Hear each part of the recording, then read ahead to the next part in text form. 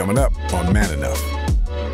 A lot of my dad and I's relationship is very unspoken a lot of time, and it's something that I really appreciate. I appreciate having someone that I can just be quiet in a room with and not feel like I need to talk. I was working all the time, and I never gave them time. And I think that's the most important thing you can give to a kid.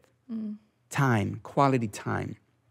And that's one of the things that I regret. When I think about like my role as, Sekou's dad, as much as I'm able to provide him with, all the opportunities, the greatest joy is in doing his laundry and folding his little clothes. Being man enough, what does that mean? It's really manly to mess up, admit you're wrong, and then grow. I couldn't accept that I was evil. So maybe I'm broken, but those broken things could be corrected. Intimacy between a father and a son is me just wanting to put my head in your lap. I love you, son. You haven't called me benevolent sexist, but my experience is women are better. Even if it's a positive, it's still not equality. I don't blame men for that. I just blame the system. This is Man Enough.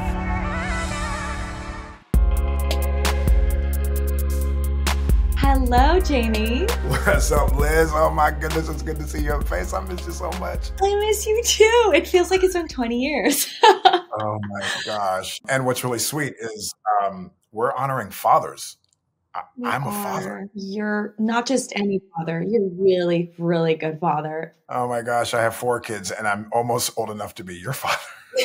No, absolutely not. You are also a grandfather. This is your first Father's Day that you're a grandfather? Oh my gosh, I'm a grandpa. Yeah, my oldest daughter just had a baby. So 5 months ago, I am a grandpa. I'm pop. Well, really, we've been reflecting back on so many of our incredible guests and their shares and reflections on fatherhood, and looking back at our Daddy Issues episode, which was all about fathers, where you call Jasmine and you really try for like a single thing that you did wrong, and she can't even find a single thing. And oh my God, that was her being nice. And it just honestly made me remember just how much of a great dad you are. And how lucky we are to have you as our co-host, and sort of shepherding this show. And how many men must be out there being like, I feel like Jamie is my dad. Wow.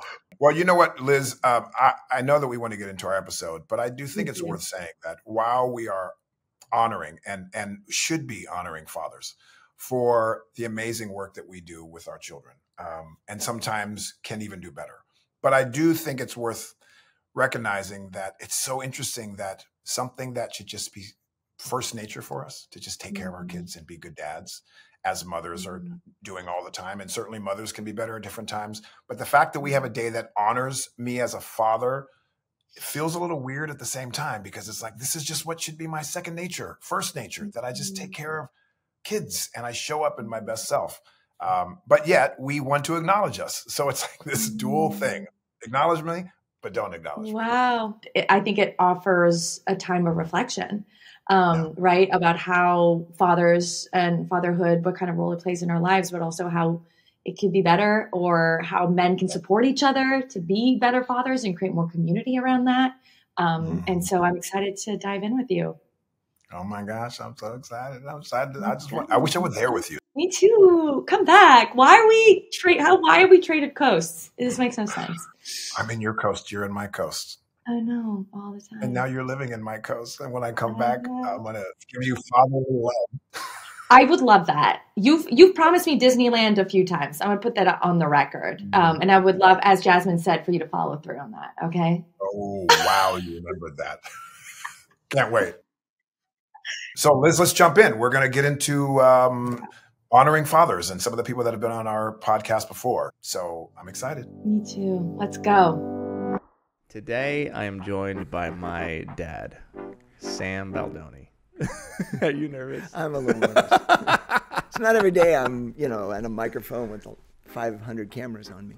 It was like almost impossible for me to think about my journey and this podcast and the book and reaching men and all the things I want to do without sitting down and talking to my dad. Because as we know, those of us who are privileged enough to have dads tend to learn masculinity from their dads. who learn it from their dads and who learn it from their dads. And of course, coupled with socialization and all of the things we know. Thank you for being willing to talk about it. Well, I'm really happy to be here, and I'm happy you're on this journey, because your journey has helped me be more open, and it's freed me in a way of a lot of the baggage I've carried all my life. Being able to talk openly about issues and about problems and about being able to, be honest about things. When before I've, as you know, I kept everything inside, and it wasn't good. Yeah. So one of the things I'm learning as a parent is just how important it's going to be for me one day to acknowledge that I contributed to messing up my kids. That I did things unknowingly or knowingly, consciously or unconsciously, that contributed to like their suffering. So they're going to grow up one day, and Maxwell and Maya might say to me like, Dad, you really messed me up. And I think every part of us as parents wants to remind them like all the good things that we did. And you and I had private conversations where I was really angry, and I would tell you things. And at first you were very much, you were like defensive about it because I think it hurt you so much. Despite all of that stuff, you're an amazing dad. And I'm so grateful for you.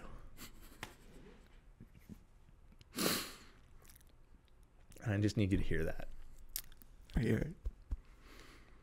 Because I don't believe anything is black and white.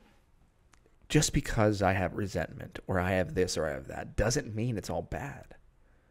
But to have the space to process my versions of trauma and to process like what I've been experiencing as a kid and what I experienced as an adult is such a gift that you've given me. And I hope you will give other people and other men by allowing me to do that. So thank you. Now, I love you, son. I love you, Daddy. There is something that almost prevents it, like this intimacy, at least between you and me. And I don't know. I can't speak for other men and their fathers or boys and their dads. But there was something that prevented me from being fully open and sharing with you, right? And I have to believe that part of that was because you didn't share with me. And I feel like that's a two-way street, and you're the dad. Yeah. So like if my dad doesn't have any problems, if my dad is perfect, if my dad is a superhero, if my dad handles everything and everything is good and he's never suffering and like he doesn't have any like idiosyncrasies that, make him a flawed human, then there's no safe space for me to be that. Right? And I think that what's happened for me, and this is also therapy, is I've like kind of been forced to become perfect. So when I'm around family, I am like impenetrable and a wall and perfect because I need to be that, because that's what you were. That's what you were. I've like become you in so many ways. When in reality, and what breaks my heart for so many men in America is that there's an entire relationship that we are not getting a chance to have with our dads. That it's not until they die, you die, that we realize how much we didn't share with each other, how much we didn't really know about our dads, how much we wish we could have gotten closer. And that's for those of us who actually like our dads. You've always been there so much. And yet there's an intimacy that's lacking that I can't be the only one that feels. It's like, and I talk about masculinity, and the perfect example for me of like, if I were going to describe this mythical thing of masculinity, it would be the invisible barrier that I feel with you that makes it hard for us to just sit and look at each other's eyes, that makes it hard for us to like hold each other, or like for me to like put my head on your lap like I used to when I was a little boy. What is that thing? When does it start? When was it created? Who created it? What is the thing that makes it so hard for you to share your weaknesses with your boy growing up? I think that we just push things back because we don't know how to approach certain things. And I think that today, and what you're going through, and the therapy that we've all been going through, has been helping us, give us tools to, oh, I can do that. Oh, I can say that. And, oh, I can, if I just listen more, I'll be much better off and not, jump in and try to defend myself. Absorb things. But these are tools that you can learn that I never had access to. And during my growing up, if you saw a counselor or a psychologist, you were crazy. People didn't go to therapy. So there's a stigma around therapy. There was a stigma around There was therapy. something broken or wrong with you if you went to therapy. Something seriously wrong with you. So is that why you never went? I never even thought about it because I always thought that I was fine. Because I didn't realize that all these things were going on in my life that I was hiding or avoiding or whatever, because there was nothing to guide me there. And thinking back, when you were talking earlier, I was thinking about the things that I didn't talk to my dad about, and the things I wished I would have talked to him about to get to know him better, and to, and I always thought that was because my dad was much older. What did you guys never talk about? What did you wish you talked about with him? I wish we would have talked about sex. That would have been pretty cool. So in the book, I talk about a conversation that you and I had. I said, hey, did Grandpa Louie ever tell you that he loved you? And you said, no, I can't remember him ever really saying, I love you. And that was heartbreaking to me. Yeah. And he told Nana, your mom, that he was proud of you, but he never told you that he was proud of you. No, I never heard that. And it was interesting to hear that he told Nana that he was very proud of me. He knew that one day I'd be very successful, and he wouldn't see that day, but she would. It's interesting how much we take our wounds and then we kind of heal ourselves as we're raising our children, right? Yeah. Because I'm doing a very similar thing with Maxwell, and that I'm like reminding him of all the things that maybe I didn't get reminded of, right? It's like and that's how every generation gets better. But I really appreciate you sharing that with me, Daddy. I wish I could have met Grandpa. I wish you could have too. He was a good man. I'm sorry he never told you I love you. Yeah. I know he did, though. I know he did. We got a guest host with us. Christopher's hanging out with us. Chris Rivas. There's all these traumas happening throughout the world, conversations. And we know Joy DeGruy, actually, Dr. Joy DeGruy shares this a lot about trauma and how it works. It's obvious if something happens to a person, if you get shot, you have trauma. If I'm the one who shot you, I have trauma, right? And oftentimes if you got shot and we're scared, you're going to talk to someone about it and work through it. I'm the one who shot you. There's consequences. I talk through it. I'm forced to have conversations, okay? But we're not the only ones. What about the people that witnessed it, right? So now someone witnesses it, was not hurt themselves, but now they have trauma. Yeah. But most of the time, the people that witness don't have a conversation about it. They don't go to therapy about it. They just bottle it up. They don't think they were affected. They then treat their children differently. Oh, like, be careful, don't go outside, you might get shot, whatever. So now that their children have trauma or are affected by the fact that I witnessed something, so my child is raised differently because of what I witnessed. Yeah. So unless everybody is engaged in conversation all the time. And you just made me think of my pops. So like, is that right? Oh my gosh, you kidding me? I've never heard of this. I know trauma from, like, Body Keeps the Score. He says it's a thing you can't leave. It stays in you, right? Mm-hmm. Like, you have to be able to leave the experience. And so thinking about not the person who did the action, the person who received the action, but the witness, and then how that's handed down to the child. Like, for so long, my father has carried so much Latino machismo, negativity, don't tell anyone your good news, don't do, right? Believing in so much of this old school mentality that I had to fight for so long to say, you're wrong. Like, you're wrong, you're wrong, you're wrong. But now hearing this, I'm like, oh no, you're just a witness of horrible things. and you never got to talk about it with anyone. It's wild. It's so wild, and we're doing that all the time.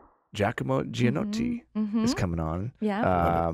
First generation Italian, son to an immigrant. We have not similar stories, but adjacent stories, and just a really sweet guy.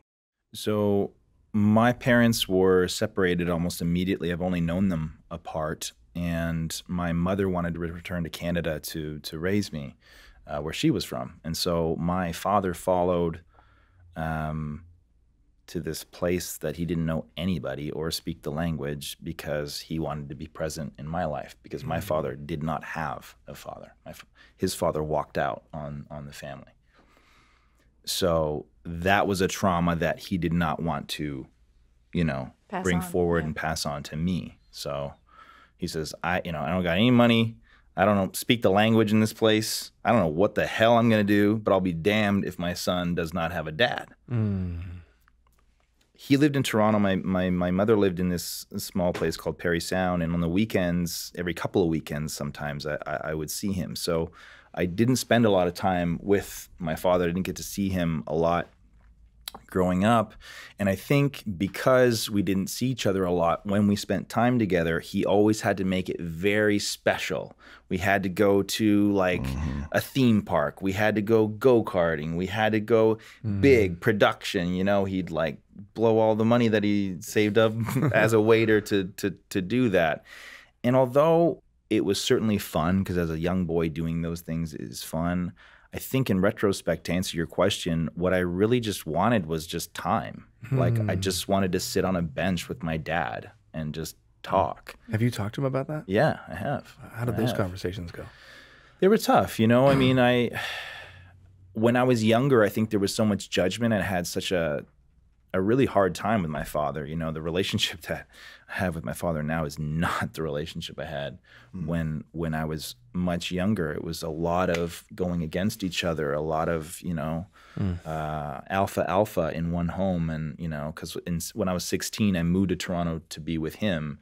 And he basically just got this fully realized 16-year-old dropped off on his doorstep, never really had to be full-time dad.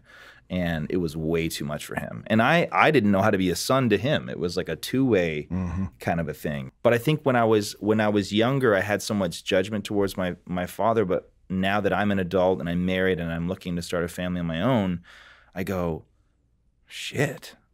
I mean, if I had his cards at 25, what the hell would I have done? I don't know. I don't know if I would have navigated that better. I don't know if I would have had all this amazing insight that I now have as an adult. You know what I mean? It's easy to sit back and say, oh, why didn't you do it better? But it's like, why don't you go step in his shoes at that time, and see how you did. Shaka Senghor. What a powerhouse. I'm going to share a quick story about Shaka before we start, just to paint a picture of the man that he is. We have a friend who listened to that episode of the podcast, and her baby's father is in prison for life for murder. And she told me that she reached out to Shaka for some advice for her daughter. And Shaka offered to go sit down with them and to meet her daughter and hold space so she could ask Shaka any question that she had about being in prison and maybe why her dad wasn't returning letters and things like that and what it's like. And he gave his time and just sat there and just loved on this little girl who never has really gotten to know her father and just painted a picture of what that's like in there and masculinity. And she just was raving about him. And it was just so sweet to hear something, not from a book, not from a movie, not from a publicist, but like a real life experience from a friend of how he has impacted and what his impact is. I wasn't a black man, I was a black boy. Yeah. And that's something that we don't create space for black boys to be kids. Yeah. And so I was a kid trying to navigate the complexities of a high-level trauma. And I remember writing in my memoir, when I was no longer allowed to cry tears, I cried bullets.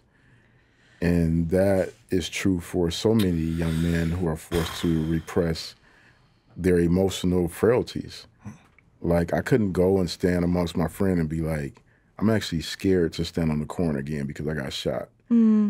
Because I would have been ridiculed, or I would have been told I was soft, or whatever the things were. And I don't think that my parents at the time had the emotional sophistication to even understand that level of trauma, because I was the third of their children who had been shot at that point. And it was shocking, and at one point was a point of contention with my dad and I, because my dad worked in mental health.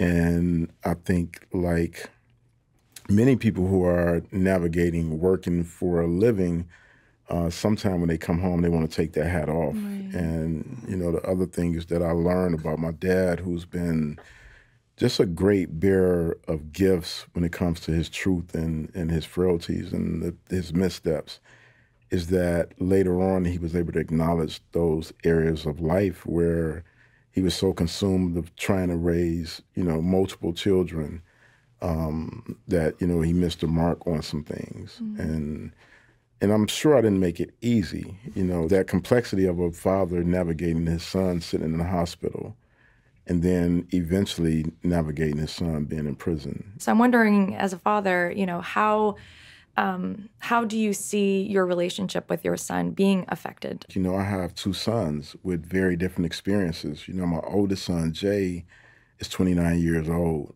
and my youngest son, Sekou, is 9 years old. Jay was born 3 months after I was arrested. And our relationship was really shaped by prison visits, which were over 19 years. I may have seen my son 10 times, and shaped by phone calls and letters. And what happened for me was that I created a narrative about what our relationship was. I thought that these snippets of life, these letters, which I could read for months and just hold on to, was a real parenting relationship. And when I got out of prison, I realized that couldn't have been further from the truth. You know, I came home and I treated my son as if he was a mentee who I was trying to help avoid all the pitfalls that I had taken. And that if I did my job, I can inspire him to navigate a dream that I had for myself, which was him working with my company and us riding off to the sunset, father and son, and had never stopped to ask what his dream was. Wow. Or what his relationship to me, what was his relationship desires to me. And so our relationship has been very complex. It's been very contentious at times. It's been very distant at times. And then there's the other side, where I now have this amazing opportunity to raise a son whose life I've been in from the beginning. And I get to pour into him daily, and I get to affirm him daily, and I get to create space for him to just be the magical little human being that he is, and to detach my ego from any outcome that his life will have. And as you can imagine, that creates a very complex emotional reality for me as a dad. I oftentimes don't feel adequate, or that I failed my oldest son. You know, I have an incredible life. I have great life experiences at this point in my life. And to not be able to share them with, you know, my oldest son because of the complexities of our relationships, you know, that's something I navigate every day. You know, for every hug that I give my youngest son, Sekou, you know, I think about the hugs that my oldest son, Jay, has been deprived of. You know, my dad is my complex hero in so many ways, because, you know, to the point of what you asked about the question, how does this impact family? You know, when I was writing the new book, which is a series of letters to my sons, I went back and I began to read the letters that my dad wrote me in prison. And he gave up a lot of his life to step into the gap and to be the father that I couldn't be. And so there's this complex reality of, like, my dad bringing my son to see me in prison and what that must have meant for him. And he gave me the gift of those words and those experiences through letters.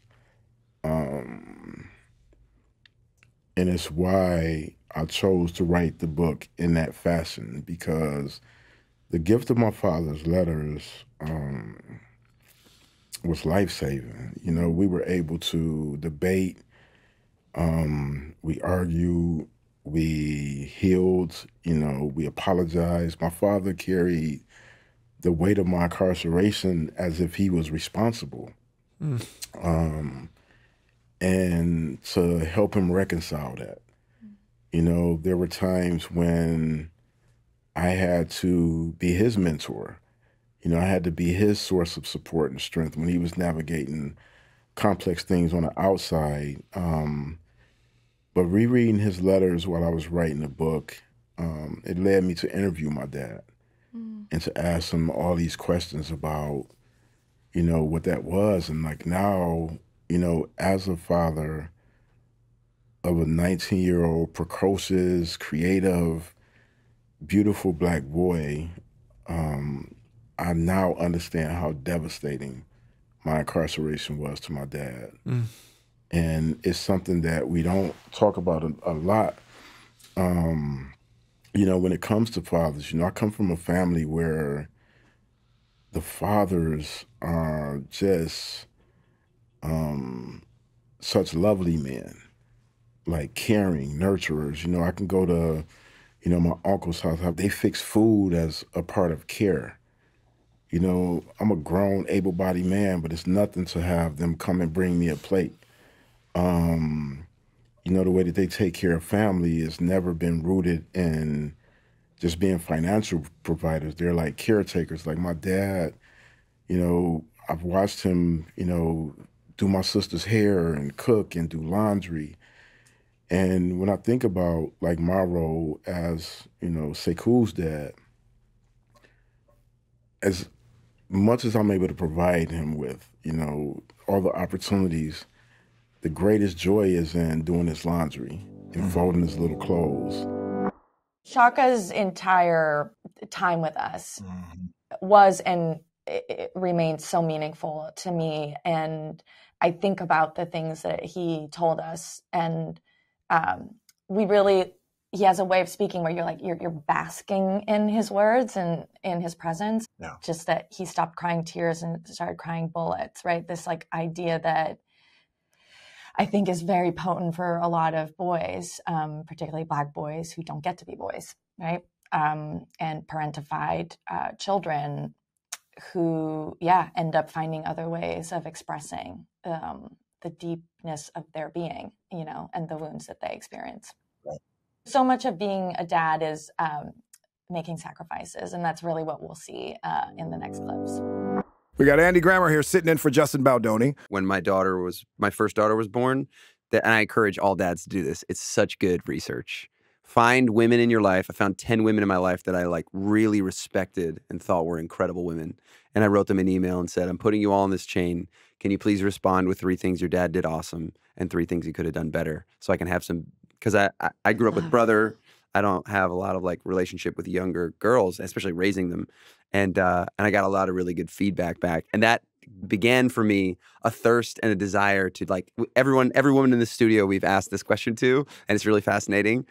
So can you tell me? Well, wait, I want to know what you learned. Like, what did you learn when doing that before we do it? So I got back the highest one of the 10 that like was uniform was that my dad didn't treat me different. It didn't feel like I was being treated like a girl. Right. That he was open to what I was exposed to was what a person should be exposed to, as opposed to what a girl should be exposed to. Okay. And it's so good to hear that, because I just like wouldn't have expected that would be the first one. Yeah. You know? Yeah. Another one that I'm very interested in talking to you about is another uniform response was and it went in the bad category, was he was too strict. And it made me feel like he didn't trust me, which threw me for a loop, because it was so, almost every one of them said it, but this was all in a group of women that I super respected. Wow. So that was like interesting to me. I didn't know how to handle that part of the data. Because you're saying they were such incredible women. These are unbelievable women that if I had to choose who are my favorite women in my life, I'd pick these women. These 10 women. And in the bad category from them came my dad was too strict, made me feel like he didn't trust me. Mm-hmm. But then I was wondering like, oh, is that actually something Yeah. that has helped create all this incredibleness? Right. What would you say? I to mean, that? like, my dad was extremely, it was impossible it felt impossible to please him and to be good enough in terms of, like, at school and just in anything that I really did. Like, his standards were very high, and he was very emphasized discipline and work ethic so much. And that is my strongest, like, my work ethic, but to a T and to a problem at certain points, but 100%, like, that's why that's my daddy issue. Yeah. There's so much I want, like, there's so much I'm angry that I didn't get from my dad. And there's so much that I wish he had done differently. And one of those things is, like, what did you call it? Or authority or discipline? Yeah, strict. Strict, right? I wish he had been kinder and more encouraging. At the same time, more present. I think that a lot of fathers, my father was one of them, like, he had so much pressure on his shoulders. Like, he was carrying the weight of the family and all of us. And he, like, took care of my mom.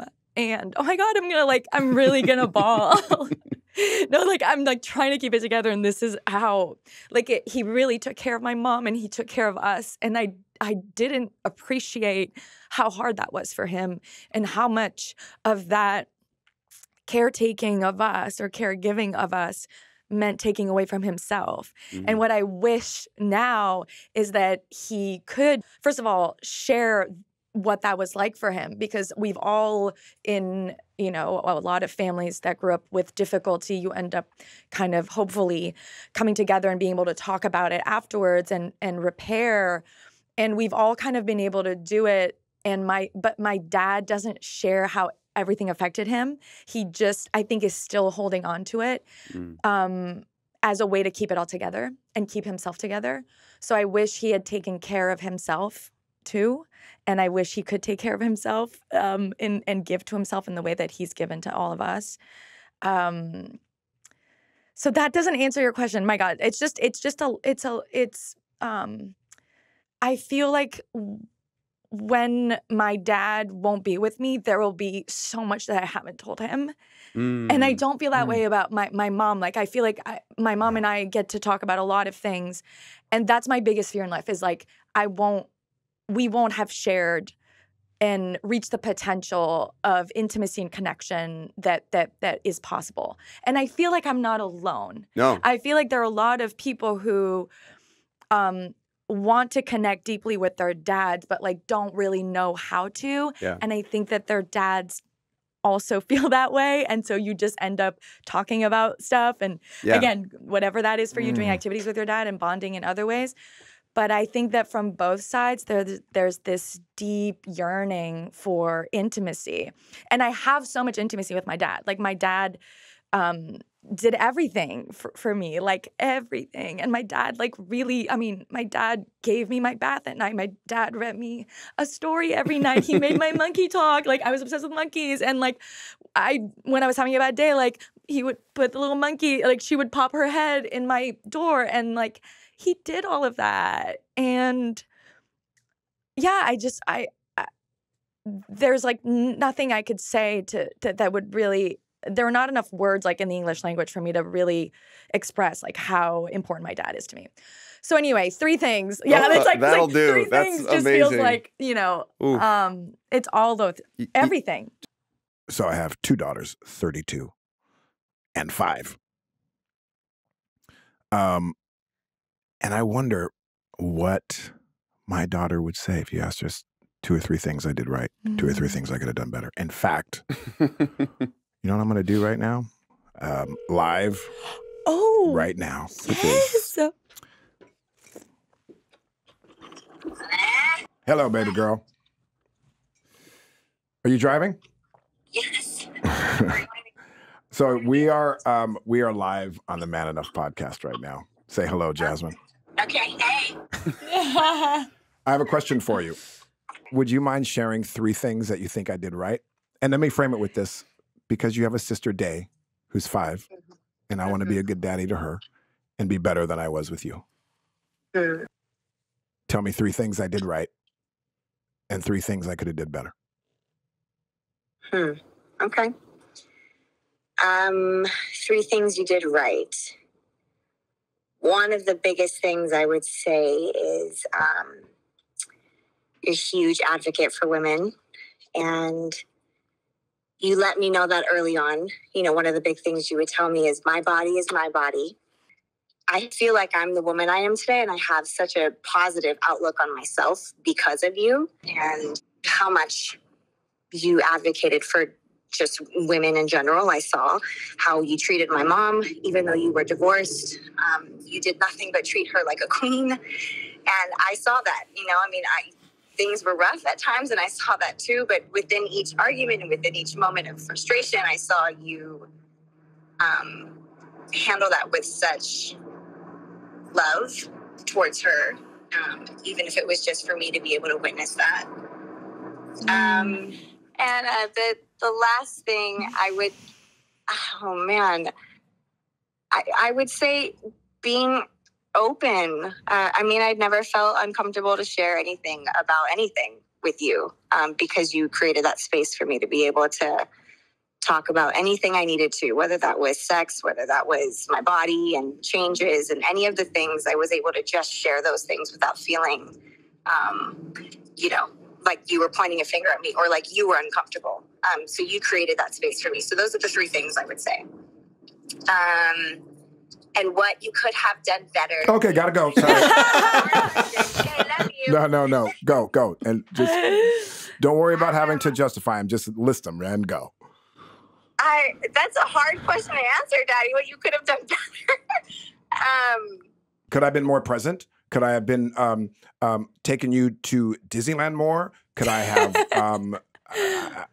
I don't know.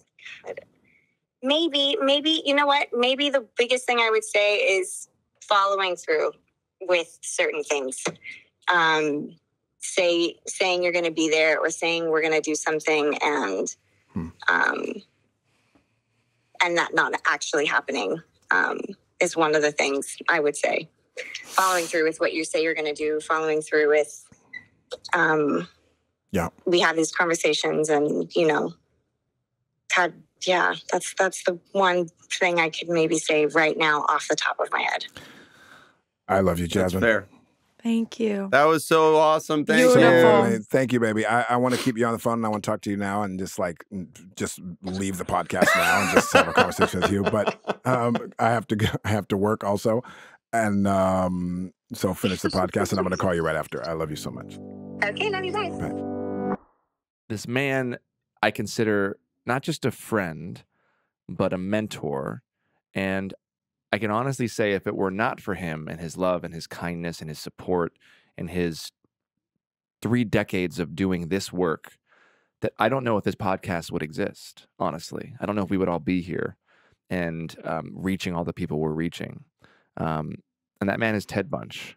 And I am so excited to meet Jalen Bunch, who is here as well. Right before the camera started rolling, I saw you put your arm on your child and sent love, and you guys looked at each other. And that was like really sweet to just see.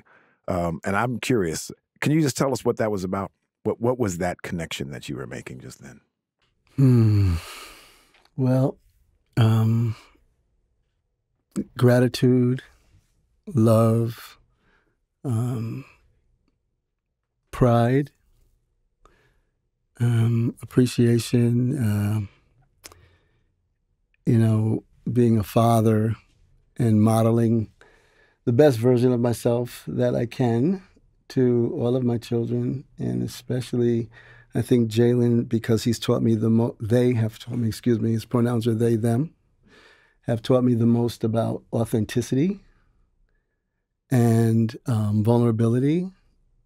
So it's wonderful that I get to practice that. And so that touch, I've always been an affectionate father like that, always. But the touch is important. And it was just letting him know he knows what it means. What do you think what did that mean to you? Excuse me, they know what it means. Forgive me. I feel like a lot of my dad and I's relationship is very unspoken a lot of time, and it's something that I really appreciate. I appreciate having someone that I can just be quiet in a room with and not feel like I need to talk. And me and my dad are the same way, as in, and I talk to my friends about this all the time, actually, randomly, just that we'll be in the same room together and he'll give me a touch or I'll give him a look, and we both just understand what that means, and we don't need to say anything, and it just goes a really, really long way. I mean, since I was a kid, it's always been when I go off to school, it's always been a touch, or when I'm going off to school, because he knew that I'd get a little embarrassed if he yelled, "I love you." He'll look at me and go, "I love you."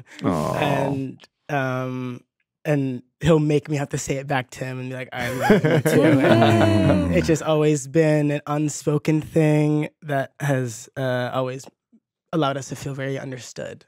And I think that's what that means. I love that. When I came out as non-binary, my dad, one of the first texts I got was, "Am I still allowed to call you my son?" And I said, "Of course you are. I am still your son. I just identify otherwise." Because in my head, because my dad has always called me his son just as a nickname in general. It's always been, "Hey, son." So I'm like, this is more of a pet name and a title rather than a gender identification for me. Yeah, it's relationship based. Yeah. Today we have Lil Rel Howery. Having a little girl changes, everything. Bruh, so even with she recently got a period, and that whole saga is a different thing because every woman I dated, if it was that time of the month, I just left them alone.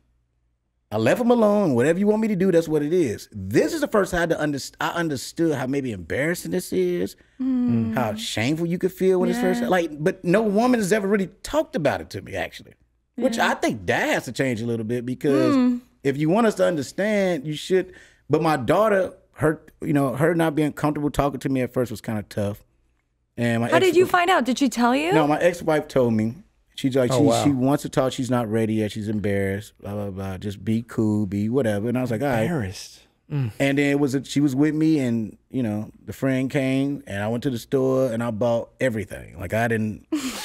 I stuff for grandmother's probably, and whatever was on the shelf. I'm like, the whole wings, thing. With the wings. I didn't know what I was getting. Adult diapers. Yeah. I remember the lady was ringing me up, looking at me like, "What's going on?" You better have a shelter somewhere. No, My daughter, who's my eldest daughter, I remember the day when she got her period because I was out playing basketball, and my phone rang, and she said, "Daddy, I got my period." Oh. And I'm in the middle of the court crying.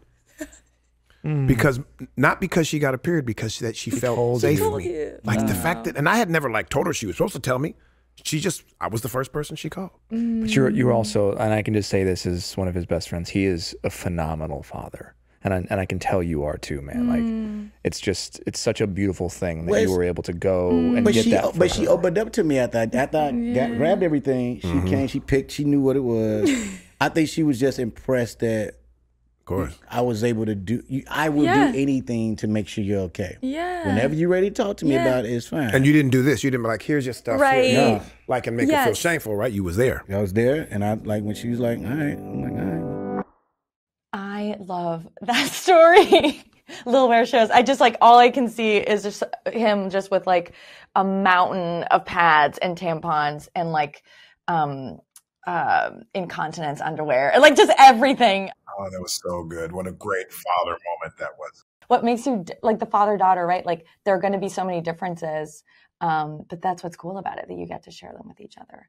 We forget that when we're growing up, we're also seeing our parents grow up, It's this weird thing where when we think about our parents, it's they were never kids, right? Or they were never 25 when they had us, or when they, were taking on the responsibilities that we weren't taking at that age.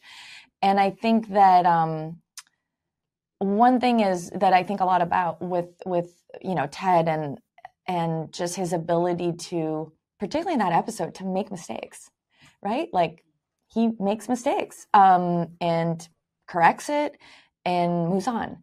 And I think that very often with my dad, I mean, it's funny, like recently, I think that I would make assumptions about his mistakes, and I would assume a certain intention from that mistake. And like recently, whatever, I was like, I'm working on a documentary, and I had the first 10 minutes, and I was like, I've been working really hard on it for several years, and it's very stressful and not very lucrative. And it's, this kind of passion project. And I showed it to my dad. And then, the first things that come out of his mouth is like everything that's wrong with it, all the things that, I didn't really understand this. And like, I couldn't really hear anything. And like, you should really have this thing different. And I just like start welling up and cry. And I get really, really upset. And I was like, you know what? Like, thank you for always pushing me to be better and throughout my life. But like what I need right now, like there are so many people who are going to tell me what's wrong with the things that I make in the world.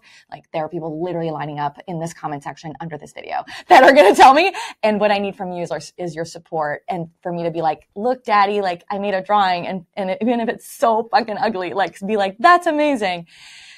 And in that moment, it was super hard for me to say that and talk to him about it.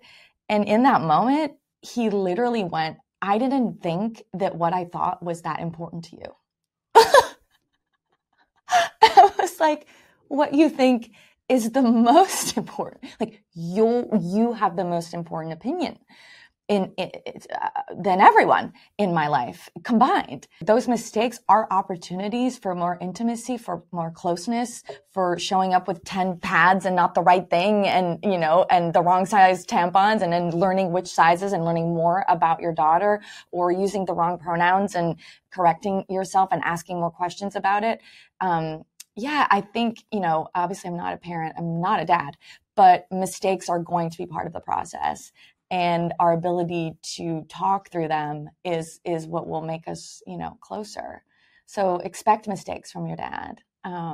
You're going to make mistakes too. So for this next section, we wanted to acknowledge, the experiences of people who didn't necessarily grow up with father inside the home, or whose relationships with their father is complicated, no longer, is in and out, just the diversity of experiences that we can have with fatherhood. So try not to cry. Keir Gaines. How's your relationship with your daddy? I don't have one. Mm-hmm. Yeah, I don't have one. It's a crazy story. I'll save you all. I met him on Facebook when I was 27 years old. He lives in Nigeria. Found him on Facebook randomly. I don't have any relationship with my father whatsoever. I'm sorry how that may have been in your life. Is there an uncle? Nah. So you didn't have men. I don't make sense. If you're trying to make sense, I don't make sense. My wife tells me all the time, I don't make sense. I can't think of a positive male influence. And I grew up in DC in a quadrant called Southeast. Mm-hmm. Bad, drugs, guns. You run the gambit. It's there, and it's there. It's there for you to grab, man. It looks so sexy because everybody's poor, and nobody has money, and nobody has, those things that you see that tell you that life is worth living, or tell you that you made it. But these dudes do. They might not be doing the right thing, but when everybody around you is doing the wrong thing, what's the right thing anymore? Wow. So yeah, I don't. So then, what? If you didn't have that male figure talking to you about things, about what it is to be a man, what it is to be a husband, how to just walk through the world. Mm-hmm. You obviously filled in the gaps yourself, mm-hmm. and you had media fill in those gaps. Mm-hmm. And you turned out to be, amazing, all the work you're doing. Oh, thank you, man. But what would you say that was lacking in your life from not having that, and maybe and things you had to work on to be the man that you are? It's hard to tell because this is the only reality that I know. So I can't tell you what it's like to have like a strong father present. it'll be the equivalent of someone asking me, man, like, do you miss that $1 million? It's like I've never grasped that kind of money, so I don't know. It's never been a presence. It's never even been a thought. I think it's a cultural piece. Sometimes you can't be what you don't see. We're coming off of the hills 2 generations back where I can't tell you my grandfather changed the diaper. I can't tell you my grandfather sat down and looked his wife in the eye and said, hey, what's going on? What's going on with you? So there's a lot of that. And just traditionally who men have been doesn't really work for the way that the culture is moving. No. The expectations are changing vastly. And it seems like in your case and in the case of many men, you don't have a role model to emulate. You're becoming your own role model. Right? You had to become the man that you didn't have. Especially if you want to find a male role model that kind of exudes all of these great principles that are expected of men in today's society. There's a certain sensitivity that you have to operate within now. There's certain language that you don't use because it's offensive and you know that it's offensive and you know that it's minimizing, or at least you're expected to know that it's offensive and know that it's minimizing. And men, we ain't no monolith, man. We fall all over the spectrum of understanding what happens to people who are outside the realm of our lived experience. You know? Issues hit harder when they affect you directly. You know? So you got a kid? I got another one coming? I got a kid and a possible. How old is the one that you have now? The oldest, Emery, is 4 years old. She just turned 4 a couple of days ago. She's got a girl, damn 4. That's my boo, man. She sent me a message on the way. He think, Daddy, come home. And then you got one coming. I got one coming, another girl. So you being a man and a father, you are teaching them. You are their first, or hers right now, but the next one coming. Their first introduction to men. Really how they will be treated by whoever. Friends. Absolutely. And since you didn't have an example of that from another man, how you do so well at that? You done some work, research, what? Yeah, I speak from the heart. You know, it's not just my male lived experience that I think will make me good in that department. It's me being a human and me understanding what the walk of life looks like for different people. So for my daughter, I don't know. This is me being the dad of toddlers. I'm sure it's going to change 1,000,000 times over, but I know enough just from working in education to know that a child is not a cake, all right? You put sugar and flour and eggs, and if you do a certain thing to a cake, you'll get a certain result. You could put all the love and time and attention that you can into a child, but that child is a person who's going to grow their own way in their own direction, in addition to what you supply them in life sometimes. And I'm trying to remain non-naive about that. It's just being honest with her, having conversations like my mom had with me, impressing upon her the value of independence and being joyful and being happy and not just being wealthy and driven. You know, my wife is a Haitian immigrant. So it's when they came here, it's all about, hey, you got to do this. She's a lawyer because it's business, lawyer, doctor, business, lawyer, doctor. Yeah. And I got interviewed one time. It's like, what's your greatest hope for your daughter? That she's happy wherever she lands. She's happy and she's safe wherever in life that she lands. And that's what I'll do. Just love, and I'm answering questions directly, and I'm apologizing when I'm wrong, and I'm modeling good love. That's how you do it, right there. Yeah. You could tell somebody what to do 1,000,000 times over, but when you model it and you show them not what to do right, but like how your interpretation of it, I think that's different. I would say that my actions today are their memories tomorrow. I like that. And you know, when it comes down to fatherhood, I think that was one of the ways I was introduced to you, right? You had a video go viral where you were walking down the street. I feel like you were wearing a white tank top or something. Nah, yo, shirtless, man. You were shirtless, that's what it was. Shirtless in South Carolina, walking down the street, and you had your girl in your arms, and you were talking about the need for us men to deal with our trauma. Yeah. And how you're not ready to become a dad if you think you're ready to become a dad. This is what I took from it. And it hit me so hard because I never had anybody tell me that. I just really want to give a shout out to the dads who didn't have a dad and who became better dads. I think that very often whether it's a father or really anyone of any gender, like you can continue the cycle of pain that you were put through, or you can break it. And I think that curse breakers and cycle breakers are truly the best people. And so if there are people who are listening right now who are feeling all kinds of different emotions because maybe they wish they had the dad that some of our, guests are talking about, that did and don't anymore. We just want to acknowledge you and how complicated this day is for you.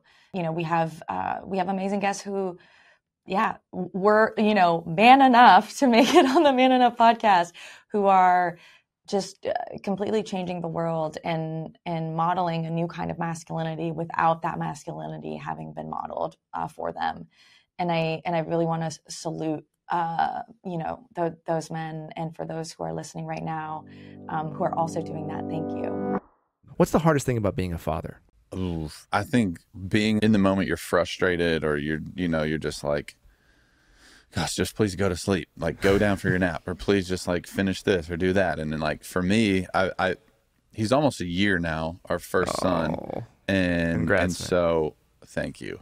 And it's like he's a year, and I'm like, it's not like where's the time gone, but it's like I'm realizing it's like that movie Click, where it's like just fast forward through the bath time, like let's hurry up, get him down. And I've realized it's hard for me to stop and in the moment of him crying, or him just in the moment of being everywhere all over the house, is like, this is amazing. Yeah. Like, this is fantastic. It's okay that he's screaming and running around and splashing water everywhere and soaking me and peeing and just like, it's okay, and it's freaking awesome. Eugenio Derbez. I became a dad when I was 23, and I didn't want to be a dad, honestly. I freaked out when I heard that my girlfriend was pregnant. And I thought that my life was over, my dreams were finished, because I was like, I'm not going to be able to finish studying. I was still at school. And I thought, this is it. I mean, all my dreams, everything's done. And then it happened. I became a dad, and it was the most amazing thing ever in my life. And she's been my teacher, my guide, my everything. She's the best thing that has happened to me ever. And I learned a lot of things through being a dad. I thought that being successful was being rich, famous, and then years later I learned that it's not. It's not what makes you really happy. So it's been a trip, especially in countries like Mexico, where you need to be a macho man. I'm always telling my kids, it's a joke, but I'm always telling them, don't make the same mistakes. And what about you, Dad? I made all these mistakes just to show you what you shouldn't do. So only for that reason. I sacrificed myself. I ruined my life for you, just to be an example for what not to do in life. But when my kids were little, I was just thinking about being successful, about being a provider, about having a place, because I had no money back then. I don't even have a car. And I was always saying, I need to buy a car, I need to buy an apartment, I need to buy something for my kids. And in order to provide that, I was working all the time, and I never gave them time. And I think that's the most important thing you can give to a kid. Time, quality time.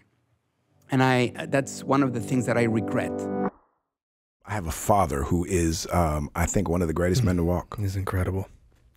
And he showed me what it is to be a man. He's gentle, he's strong, he's compassionate, he's kind, he's loving, he's forgiving. I've never heard, honest to God, I've never heard my father say a bad thing about anybody in my entire life. Not not a thing. It's just not allowed. His father's also a caretaker for Jamie's brother who has Down syndrome. Yeah. Oh, I didn't know that. Yeah, my father full-time. I mean, my father and my stepmother both 40 years, right? Do loving things for my brother, but my father is the home stayer. Wow. So I also saw a man who was man enough to be home and not think that was for women or something and have some ego about that. So I was shown how to do it. But believing something and having ideals is not the same thing as application. Right? And when you have other things being thrown at you and carving your own path. Yeah. Eldra Jackson. There's an aspect that I missed growing up, and that was emotional intelligence. I didn't have emotional intelligence growing up. And I want to make certain that I do my part to equip, the young men and the people in my life with emotional intelligence so they get to feel. And when they're feeling, when they're in their emotions and something's going on, I sit down with them and ask, okay, you're feeling something and where's that come from? What do you want to do with that? I'm not going to try and stop you from throwing the 5-year-old. I don't stop him from throwing tantrums and all of that. I make certain he's in a safe place. He's not going to hurt himself. And I let him know I'm going to be over here when you get done. You're ready to talk to me. And then he'll come when he's ready to talk. I don't try to force it on him or make him stop, shut up, stop crying. Holler at me when you get done and we'll figure it out together. And when you are feeling a lot, when you are emotional, when you are vulnerable, you've talked about showing that to your kids. They get to see that. They get to see what it looks like. In my opinion, if I don't model for them what that looks like, then they don't know how to do it. They don't have the permission to do it. My children look to me for permission to do things. Yeah. So if there's something that I've taken off the table or it doesn't exist, as far as they're concerned, it doesn't exist. So when it pops up in their world, they're ill-equipped with how to handle that, with how to deal with that. That's when bad things happen. When we send our kids out into the world and they're ill-equipped to deal with what's out there, because just because I have not equipped them to deal with what's out there doesn't mean that those things are going to go away. Oh my gosh. My brother, Tony Porter, is here. Good to be with you. Good to be with you. Oh. I had a fast teenage life. I had my first child when I was 19. I've allowed, particularly with my youngest son, because he's gotten the best of me in respect to my older kids. I have 6 kids. My 2 youngest have the best of me. I've allowed my son to not be forced to be a man until he's ready to be a man. I was forced to be a man quickly. Most men I know, we didn't have, like my son was a big old goofy kid for a long time, and I embraced that and allowed that, and I didn't force him to fall victim to what we say men have to be. And now he's 22, 23 tomorrow actually, and he's still finding his way, and I'm right by his side, and that's okay. With me, I was 17 and I was in the Army. He's 22 and 23 tomorrow, and he's still finding his way, and I'm right alongside of him, and it's okay, and we're on this journey together. I wish I had that when I was a kid. Oh, man, I'm going to take that. Yeah. My son just started college first year this year, and I needed to hear that. I appreciate that. Richard V. Reeves. He is a senior fellow in economic studies at the Brookings Institution, where he directs the Boys and Men Project. The importance of fathers. I think one of the big losses from the way that this is framed in the current culture war is that there's a tendency for conservatives to say, of course, fathers matter. That's why they should be married. And they should be husbands and fathers and providers. So they're saying, be more like your dad. And there's a tendency on the left to say, I'm not sure we need fathers anymore. That's a bit heteronormative. Actually, maybe we don't need men. Maybe we can bench all the men. Or if they are going to have men, they have to be exactly like the women. Back to where we were a moment. So they're saying, be more like your sister.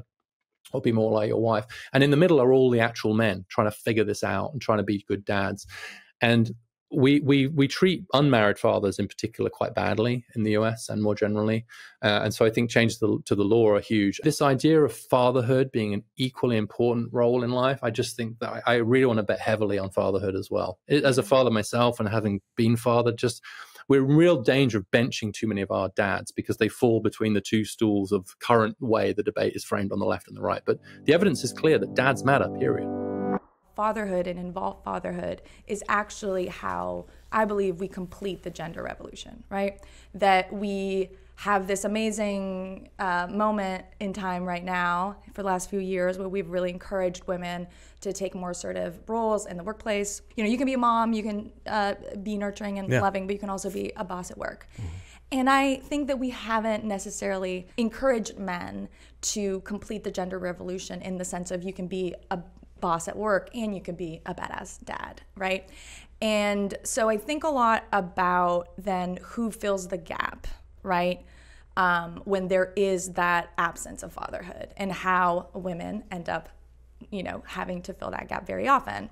And then I also think about, we also see this really stunning data that really shows how not just mass incarceration, but racism really operates in American society, where Black boys who are legit raised by millionaires, okay, have the same likelihood of being incarcerated as a white boy raised in a household income that's basically below the poverty line at $36,000, right?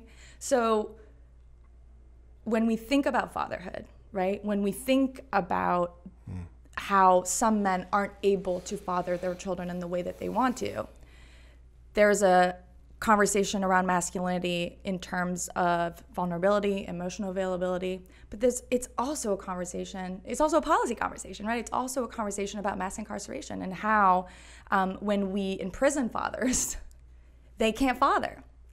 And that creates a self-fulfilling prophecy for all boys in America. I think 91% of parents who are currently in jail are fathers. So I think it's important to talk about how this is also a conversation about inequality. This is also a conversation about privilege. This is also a conversation about race, right? That all these things intersect. And if we had a society where men were able to father in all the ways that they want to and could, we'd be living in a fundamentally, different world. All right, Liz, that was sweet. I love hearing from all of our people. Precious. Yeah. We're so lucky to have so many incredible dads on the show. So lucky. Better than having not such good dads. Mm-hmm. And even if you had a not such good dad, they can always get better, right? We can all get better. We can make better mistakes tomorrow. Exactly. Yeah. With that, this has been great. We will see you all next time. Liz, where can they find us if they want to hear more? If you go on manenough.com/podcast, you will find us. You can go on Spotify, you can find us on Apple Podcasts or wherever, or on YouTube if you want to see our faces. Right. So many options. If you're not watching, you're not trying, you got to try harder because it's pretty easy. We're in a lot of places. All right. We'll see you next time. Until then, I am Jamie Heath. I'm Liz Plank. And Justin's not with us, but he sends his love. And we are Man Enough.